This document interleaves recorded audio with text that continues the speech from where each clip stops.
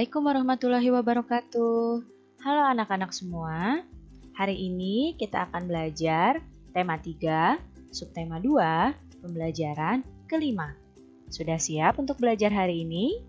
Kalau sudah siap, mari kita mulai belajarnya.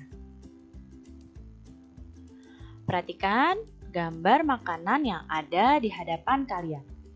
Di hadapan kalian ini ada menu 4 sehat, 5 sempurna yang terdiri dari makanan pokok, lauk pauk, buah-buahan, sayur mayur, dan juga susu. Pada usia pertumbuhan seperti kalian, anak-anak haruslah memakan makanan yang bergizi. Makanan yang disajikan hendaknya menyediakan zat-zat yang dibutuhkan untuk anak-anak berkembang di dalam masa pertumbuhannya. Manfaat makanan yang kita makan diantaranya, yang pertama, makanan itu sebagai sumber energi. Kemudian, makanan juga pelindung tubuh kita terhadap penyakit. Kemudian, makanan sebagai sumber pembangun pertumbuhan dan perbaikan tubuh. Dan juga, makanan dapat mengganti sel-sel tubuh yang sudah rusak atau tua. Apakah dengan hanya makan tubuh kita bisa menjadi sehat? Tentu saja tidak. Menjaga kesehatan tubuh bukan hanya dengan makanan saja, tetapi banyak hal yang harus kita lakukan agar tubuh kita tetap sehat. Apa saja hal-hal tersebut? Cara menjaga kesehatan tubuh. Yang pertama adalah dengan mengkonsumsi makanan yang sehat, bersih, dan bebas dari kotoran. Makanan yang sehat itu makanan yang mengandung gizi-gizi yang seimbang. Kemudian, makanan yang bersih dan bebas kotoran itu makanan yang tertutup dan makanan yang tidak dihinggapi lalat. Ya. Kemudian, untuk menjaga kesehatan tubuh, kita juga harus makan dengan tepat waktu. Jika sering terlambat makan, maka akibatnya kita bisa terkena penyakit MAH. Begitu pula jika kita mengkonsumsi makanan yang tidak sehat atau tidak bersih, bisa menyebabkan penyakit tipes. Kemarin kita sudah membahas ya. Kemudian, cara menjaga kesehatan tubuh yang selanjutnya adalah dengan olahraga yang teratur. Ya, setiap pagi kita berolahraga agar tubuh kita tetap sehat. Kemudian, cara menjaga kesehatan selanjutnya adalah dengan lingkungan yang sehat. Dengan lingkungan yang sehat, maka tubuh kita pun akan lebih baik pula kesehatannya. Jadi, ini adalah cara untuk menjaga kesehatan tubuh kita. Lihat di sini ada gambar anak yang sedang sakit perut bahkan sampai masuk ke rumah sakit. Nah, kemarin kalian telah mempelajari gangguan pada sistem pencernaan manusia. Adanya gangguan penyakit menyebabkan organ pencernaan tidak bisa berfungsi secara maksimal. Apa saja penyebab gangguan pada organ pencernaan manusia? Yang pertama, penyebabnya karena makan yang tidak teratur. Nah, makan yang tidak teratur ini bisa menyebabkan penyakit MAH ya. Kemudian yang selanjutnya mengkonsumsi makanan dan minuman yang tidak bersih. Mengkonsumsi makanan dan minuman yang tidak bersih bisa menyebabkan diare, bisa juga menyebabkan tifus dan juga menyebabkan kolera. Kemudian yang bisa menyebabkan gangguan organ pencernaan adalah mengkonsumsi makanan yang telah basi.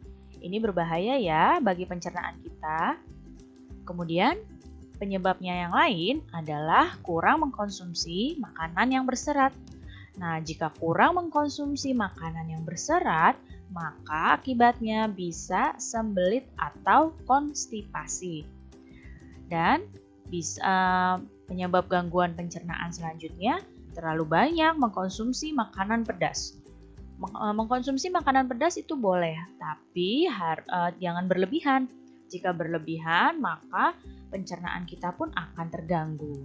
Jadi, ini adalah beberapa penyebab gangguan pada organ pencernaan manusia. Nah, lihat di sini ada anak-anak yang sedang menonton TV dan di TV-nya ada iklan yang mengajak untuk melakukan gerakan 3M. Apa itu 3M? Ya, menguras, menutup, mengubur. Nah, gerakan 3M ini bisa membuat kita terhindar dari penyakit demam berdarah.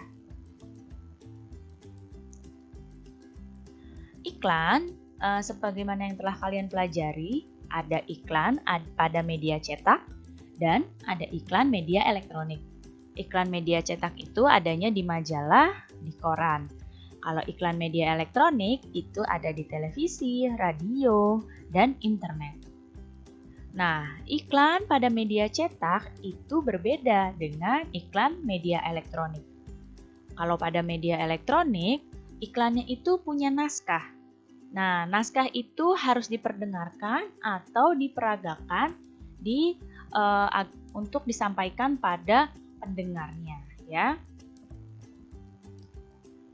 Nah, bagaimana memeragakan sebuah iklan? Nah, ketika kamu akan memeragakan sebuah iklan, ada langkah-langkah yang harus kalian ikuti. Perhatikan, yang pertama, kalian cermati dulu naskah iklan elektronik yang akan diperagakan. Iklannya mau tentang apa dan buat naskahnya. Kemudian dibaca dan dicermati dulu naskahnya. Kemudian setelah itu, temukan isi dan pesan yang termuat dalam iklan tersebut. Nah, barulah kalian merangkai isi dan pesan tersebut. Kemudian, sampaikan iklan dengan suara yang jelas dan tidak terburu-buru. Dan tambahkan kalimat unik agar penonton tertarik dengan iklan yang kamu peragakan. Serta yang terakhir, saat memeragakan iklan elektronik, usahakan pandangan mata mengarah pada penonton. Ya, kalau di depan kamera, pandangan kalian mengarah ke kamera. Jadi, ini adalah langkah-langkah untuk memeragakan iklan elektronik. Nah, lihat di sini ada anak yang melihat iklan tarian khas Indonesia. Tarian yang dia lihat adalah tari Kancet Papatai. Nah, tarian ini berasal dari Kalimantan Timur. Tari Kancet Papatai merupakan tarian perang yang berasal dari Kalimantan Timur. Tarian ini bercerita tentang seorang pahlawan Dayak yang sedang berperang melawan musuh dengan gagah berani. Properti yang digunakan pada tarian ini antara lain adalah mandau. Nah, ini mandau atau senjata khas Dayak, ya. Kemudian ada perisai dan ada baju perang. Gerakan pada tari Kancet Papatai cukup sederhana dan banyak didominasi oleh gerakan melompat kecil. Apa saja ya gerakan pada tari Kancet Papatai? Gerakan yang pertama yaitu melompat-lompat kecil sambil berputar dengan tangan yang satu seakan memegang pedang dan tangan satunya lagi seakan memegang tameng. Ya, jadi kalian melompat-lompat kecil sambil berputar dan tangan yang satu memegang perisai, tangan yang atau tameng, tangan yang satunya memegang pedang. Kemudian, gerakan yang kedua adalah berjalan ke depan dan ke belakang dengan satu tangan menghunuskan pedangnya. Kemudian kedua tangan bertemu. Gerakan yang ketiga, kedua kaki dilebarkan dan kedua tangan membuka dan menutup. Gerakan yang keempat, kedua kaki berjingkat, melompat kecil, seraya kedua tangan bergantian berputar. Nah, jadi ini adalah gerakan tari Kancet Papatai, ya. Ini tahapan gerakannya. Kalian bisa peragakan tarian ini di rumah, ya.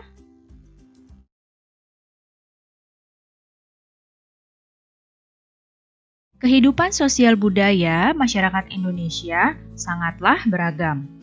Keragaman tersebut dapat terlihat dari suku, agama, kebudayaan, dan bahasa milik Indonesia yang sangat beragam.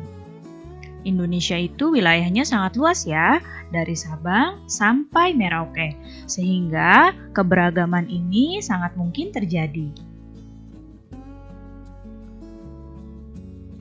Keberagaman budaya yang dimiliki bangsa Indonesia telah lama menjadi identitas bangsa kita. Bangsa Indonesia dikenal sebagai bangsa yang besar dengan keragaman yang ada. Tetapi, keragaman tersebut mampu menciptakan kerukunan di antara perbedaan tersebut. Jadi, Indonesia itu terkenal dengan negara yang sangat rukun meskipun di dalamnya terdapat banyak perbedaan. Nah, keberagaman hendaknya dijadikan kekuatan untuk memperkuat persatuan dan kesatuan bangsa Indonesia. Lalu apa sih manfaat keberagaman bagi bangsa Indonesia? Tentu saja keberagaman memiliki banyak manfaat bagi bangsa kita. Di antaranya adalah yang pertama, keberagaman dapat menumbuhkan sifat nasionalisme. Kemudian, keberagaman adalah identitas bangsa kita di dunia internasional. Keberagaman juga sebagai alat pemersatu bangsa. Dan keberagaman juga dapat memupuk sikap toleransi. Jadi, ini beberapa manfaat keberagaman bagi bangsa Indonesia.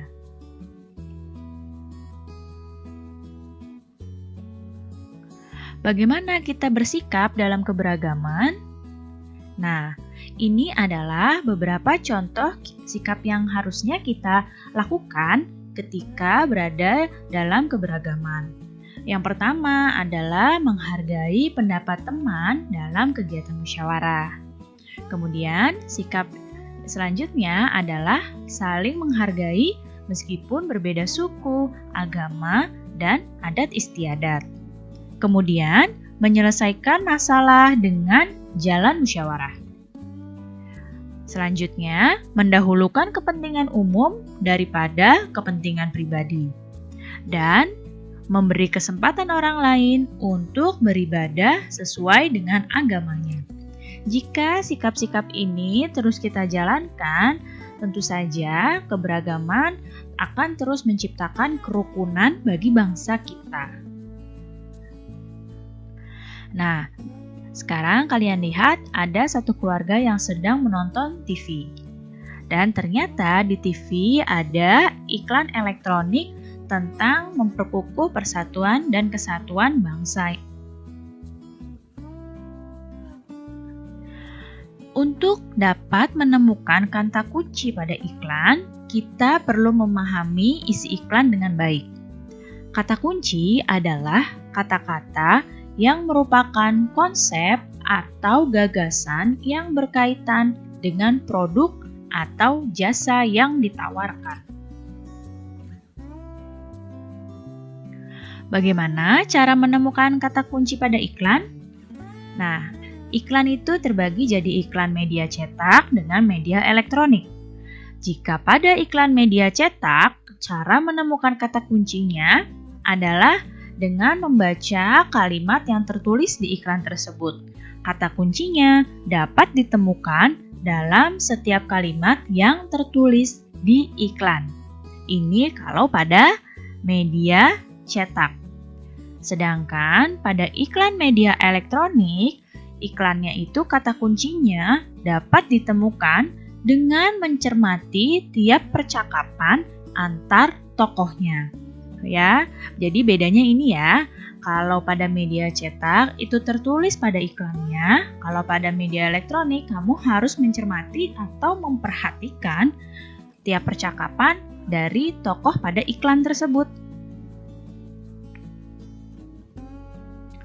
Nah, bagaimana cara menyimpulkan kata kunci pada iklan? Yang pertama, Perhatikan kalimat, gambar, atau dialog dalam iklan tersebut. Ya, jika pada iklan media cetak, kalian perhatikan kalimat dan gambarnya. Jika iklan pada media elektronik, kalian perhatikan dialog dalam iklan tersebut. Kemudian, kalian temukan topik atau informasi apa yang penting dan terdapat dalam iklan tersebut. Kemudian yang ketiga, tulislah topik tersebut dalam 1 atau 2 kata. Kata-kata pada topik mampu mewakili isi iklan, itu yang dinamakan dengan kata kunci. Baik anak-anak, cukup sekian ya penjelasan Ibu kali ini. Mudah-mudahan kalian paham dan mengerti. Terima kasih anak-anak semua. Sampai jumpa lagi. Wassalamualaikum warahmatullahi wabarakatuh.